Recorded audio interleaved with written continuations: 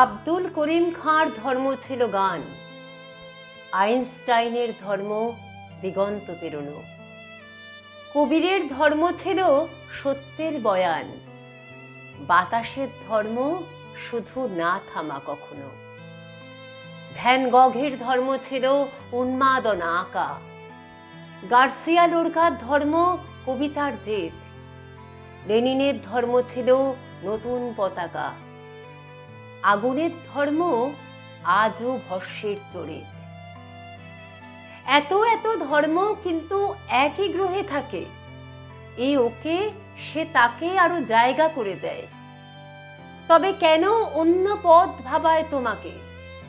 তোমার ধর্মের পথে কেন অপব্যয়?